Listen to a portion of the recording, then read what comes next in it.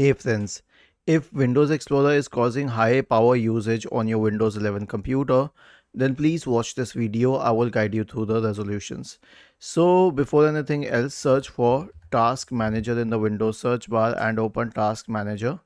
And once this is done, you can right click on Windows Explorer and select Restart. Okay, this is one thing. The next option will be as follows. So you will have to right click on the start button and select settings, go to the Windows update tab and click on check for updates. See, there's nothing else you can do. Basically, if Windows Explorer is experiencing high CPU usage, the main cause would be copying files. There can be other causes, but this would be the main cause. So if you are planning to stop that file copying, that's a different thing. Otherwise, these two solutions can help a little bit. Was this helpful? If yes, then please subscribe to the channel. If not, then let us know in the comment section of the video on how we could help you further. Thank you for watching this video and have a nice day.